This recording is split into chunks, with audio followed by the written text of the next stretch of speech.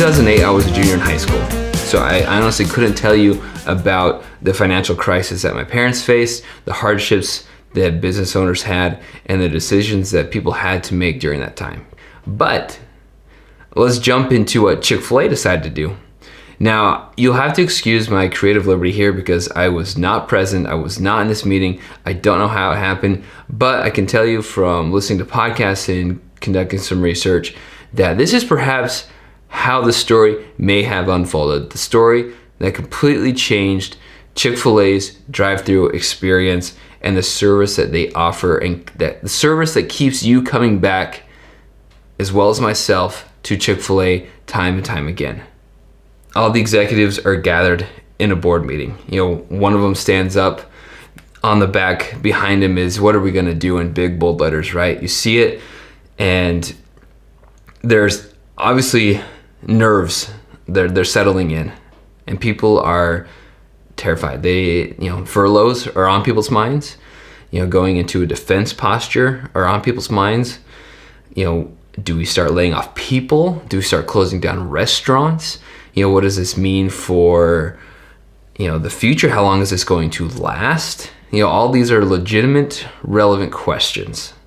And as, the first presenter, he or she gets up and says, "Staff, fellow board members," excuse my army coming out, but these are some options that we have. We can, start furloughing people. We can start closing down, the least performing, restaurants that we have, and we can start saving some money that way. And then, the presentation begins to unfold.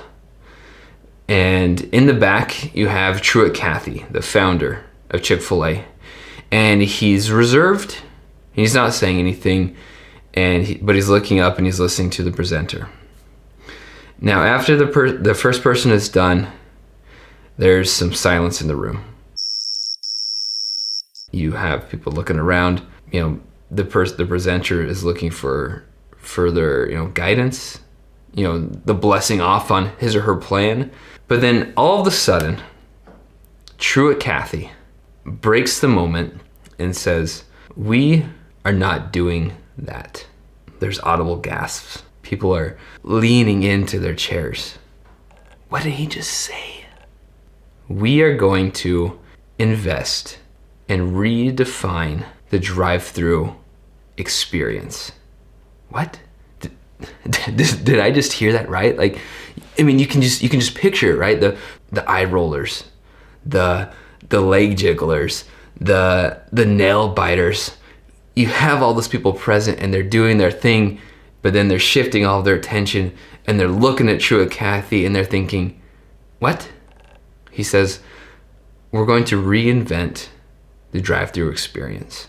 And instead of going on the defense like everyone else is doing right now, because everyone else is having the same conversation we are going to go on the offense." People don't know what to do. They're debating on whether they should applaud Truett Cathy or what. They're speechless. Now, again, you'll have to excuse my creative liberty here, but in effect, this is what happened. Now, again, I don't know all the details that went into making this decision, and I don't know if it happened overnight, if it was just a stroke of luck, or it was, pure genius. But I have seen the benefits of that decision. You have seen the benefits of that decision. If you're a diehard like me of Chick-fil-A, you know how fast you can get through a drive-through. Now, who would have thought that in 2008, the decision that Truett Cathy made to invest millions of dollars in reinventing the drive-through experience would pay dividends in the future, especially in 2020. They took a huge risk. Now, what does this mean for you as an individual, as a business owner, as a mom, a dad, whatever your calling is, whatever your job is, whatever it is that you're doing? What does this mean for you? Let's break this down, right? In 2008, there was an economic hardship for the United States. Chick-fil-A decides they're gonna take a risk. In order to stay competitive, you gotta be good at 80% of what you do, right? they gotta have good food, they gotta have a good service that they offer, but it's the 20%. And you may have heard the 80-20 rule, but the 20% is where they focus. That 20% is, how can we add more value to our customers' lives? How can we not increase the price of the food that we're offering them, but how can we add more value to that food so that they get more bang for their buck? That's what Chick-fil-A is all about. Now, this is that 20% that they're focusing on, because they know that that 20% is what makes them different. Now, what is that 20% for you? Whatever that competitive advantage is for you, focus on that 20%. Obviously, you have to stay on top of the 80, but it's the 20% that makes the difference. Now, this story is applicable to anyone in any circumstance. When you're faced with economic hardships, when you're faced with setbacks, you can either look at them as obstacles or opportunities. You can look at them as either disruption to yourself or to your business, or an opportunity to disrupt. In her book, Whitney Johnson, she talks about playing to your individual strengths. And in it, she brings up a good example of professional basketball player Steph Curry. Now, Steph Curry made a career out of taking shots that no one else was taking. Now, he's one of the best three-point shooters in the league. And he made his career off of taking shots that no one was going to block. That was a competitive advantage for Steph Curry. He decided to play where no one else was going, to take ridiculously long shots. That was his competitive advantage, and it's paid off for him in the long run. Now, the implications to this story and the lessons learned are invaluable, and they're certainly applicable to multiple facets of our lives.